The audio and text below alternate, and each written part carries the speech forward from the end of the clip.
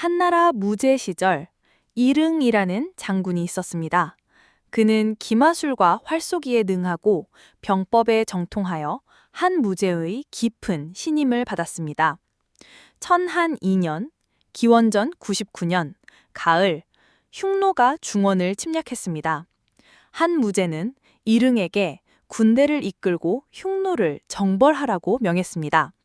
이릉은 5,000명의 병사를 이끌고 흉노의 주둔지로 곧장 향했으나 길 중간에 저제후 선우가 이끄는 삼반 기병에게 포위되고 말았습니다. 이릉은 보급 수레를 원형으로 배치해 진영을 만들고 진영 밖에는 앞쪽에 창과 방패를 든 병사들을 뒤쪽에는 궁수들을 숨겨두는 진을 쳤습니다. 선우는 한나라 군사의 수가 적다고 얕보고 정면 공격을 감행했으나 한나라 궁수들의 맹렬한 사격에 큰 피해를 보고 퇴각할 수밖에 없었습니다. 이릉은 이 기회를 틈타 추격하여 흉노 수천 명을 섬멸했습니다.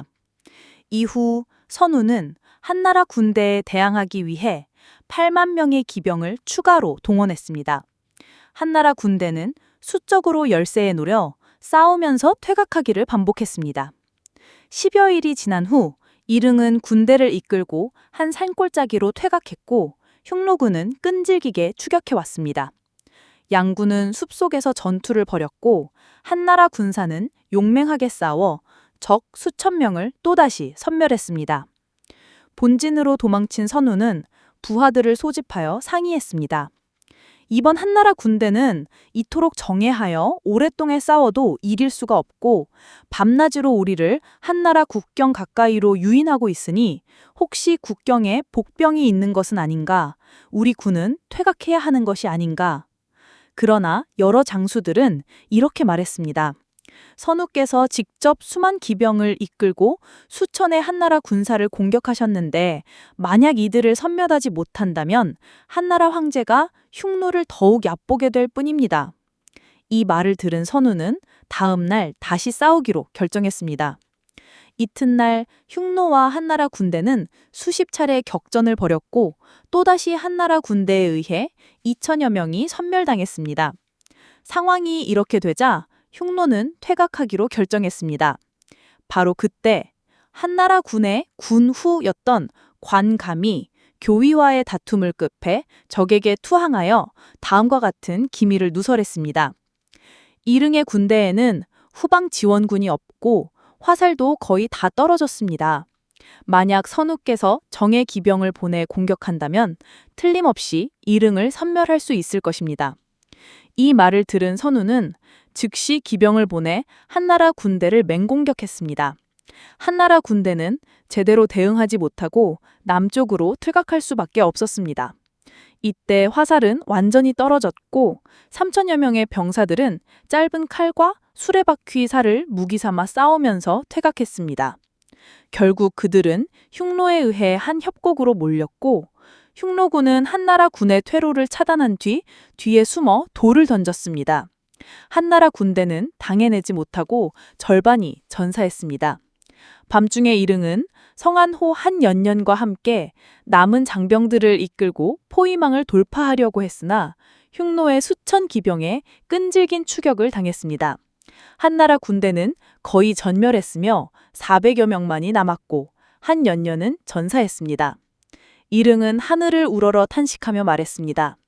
이제 다시는 폐하를 뵐 면목이 없구나. 그는 결국 흉노에 항복했습니다. 이 소식이 전해지자 한 무제는 크게 분노하여 이릉이 자신의 기대를 저버린 줏대없는 사라고 비난했습니다. 많은 신하 동안 의분에 차서 이릉이 적에게 투항하여 나라를 배신했다고 규탄했습니다. 오직 사마천만이 다른 견해를 가지고 있었습니다. 사마천은 한편으론 무제를 위로하면서도 다른 한편으론 시류에 영합하는 신하들을 탄식하며 이릉을 위해 힘껏 변호했습니다. 저는 평소 이릉과 별다른 교류가 없었습니다. 하지만 제가 본 이릉은 평소 어머니께 효도하고 친구에게는 신의를 지키며 다른 사람에게는 겸손하고 예의 바르며 병사들에게는 은혜와 믿음을 베풀었습니다. 그는 늘 자신의 몸을 돌보지 않고 국가의 위급한 일을 자신의 일처럼 여겼으니 참으로 국사의 풍모를 지닌 인물이었습니다. 이릉은 단 5천의 보병을 이끌고 흉노의 땅 깊숙이 들어가 고립된 상태에서 분투하며 수많은 흉노를 죽여 혁혁한 공을 세웠습니다. 구원병은 오지 않고 화살과 식량이 모두 떨어진 절체절명의 상황에서도 그는 용감하게 적을 물리쳤습니다. 옛 명장이라 할지라도 이보다 더하지는 않았을 것입니다. 이릉 자신은 비록 패배의 구렁이에 빠졌지만 그가 죽인 흉노의 수는 천하의 그의 이름을 떨치기에 충분합니다. 그가 죽지 않고 흉노에 항복한 것은 틀림없이 훗날 적절한 기회를 찾아 한나라 왕실에 다시 보답하고자 했을 것입니다. 사마천의 말은 이치에 맞았지만 한무제는 사마천이 이상장군 이광리가 책임을 다하지 않았다고 말하는 것으로 받아들였습니다. 사마천의 직언은 한무제의 분노를 샀습니다. 무제는 그가 이릉을 변호하며 멀리 원정 갔다 패하고 돌아온 이광리를 비꼬는 것이라고 여겨 사마천을 감옥에 가두고 궁형이라는 잔혹한 형벌을 내렸습니다. 얼마 지나지 않아 이릉이 흉노의 군대를 이끌고 한나라를 공격했다는 소문이 퍼졌습니다. 한무제는 이를 진짜로 믿고 경솔하게 이릉의 어머니와 아내와 아들을 모두 처형했습니다. 이 소식을 들은 이릉은 크게 상심하여 흉노에서 아내를 맞아 가정을 꾸리고 죽을 때까지 고향으로 돌아오지 못했습니다. 분, 떨칠 분은 떨치다, 힘쓰다, 분발하다, 용감하게 나아가다 라는 뜻입니다. 불, 아닐 불은 아니다, 뭐뭐 하지 않다 라는 뜻의 부정을 나타내는 글자입니다. 고, 돌아볼 고은 돌아보다, 돌보다, 고려하다, 신경쓰다 라는 뜻입니다. 신, 몸 신자은 몸, 자기 자신을 의미합니다.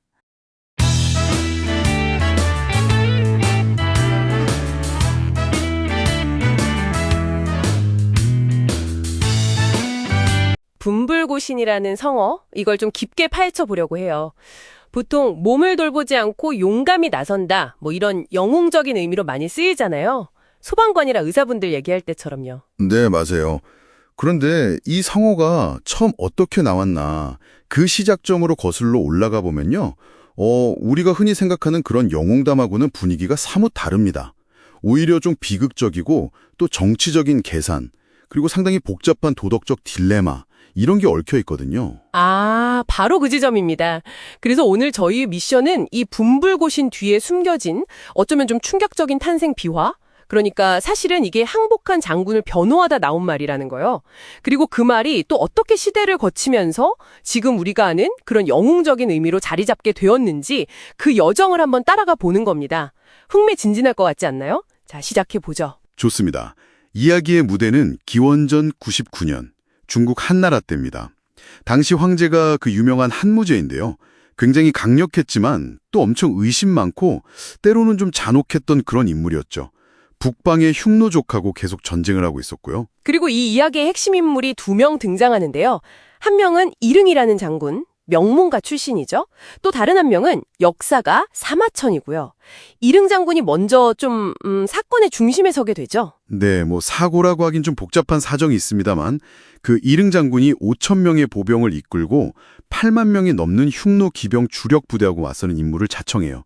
사실상 이건 거의 자살 임무나 다름없었는데 놀랍게도 한 10여일 동안 정말 눈부신 전술로 버티면서 적에게 큰 피해를 입힙니다. 와, 5천으로 8만을요. 열흘이나.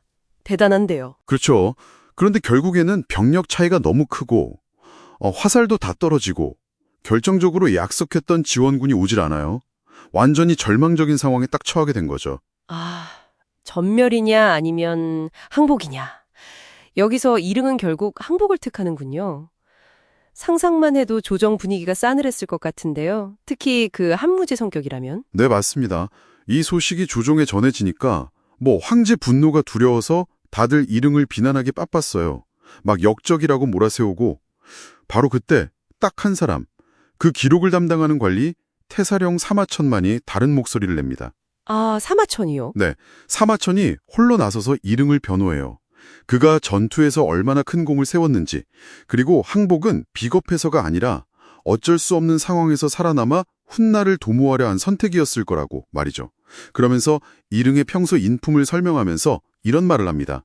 항상 국가의 위급함에 분불고신하여 목숨을 바치려 생각했다. 즉, 평소에는 늘 나라를 위해 몸을 던질 각오가 되어 있던 사람이다. 이렇게요. 아, 바로 여기서 분불고신이라는 말이 탄생한 거군요. 근데 잠깐만요. 그 분위기에서 항복한 장군을 변호하다니 그게 괜찮았을 리가 없잖아요. 사마천은 어떻게 됐나요? 네, 그 대가는 정말 끔찍했습니다. 사마천은 황제를 기만하고 이릉을 두둔했다는 죄목으로 사형 선고를 받아요. 하지만 그는 그 유명한 역사서 사기를 완성해야 한다는 사명감 때문에 죽음 대신 궁형, 즉 거세형을 선택합니다. 궁형이요? 아, 그건 당시 사대부에게는 죽음보다 더한 치욕이었을 텐데요. 맞습니다. 사회적으로 완전히 매장당하는 형벌이었죠. 그런데도 그 치욕을 견디고 역사 기록을 완성하겠다는 의지를 보인 겁니다. 정말 비극적이네요. 역사를 위한 희생이라니. 그럼 이릉 장군 본인과 가족들은요? 무사했나요? 안타깝게도요, 설상가상으로 이릉이 흉노에 투항해서 그들을 돕고 있다는 잘못된 보고까지 올라가면서 황제가 경노해서 이릉의 가족들을 전부 처형해버립니다. 이릉 자신도 결국에는 오해를 풀지 못하고 흉노 땅에서 생을 마감하게 되죠.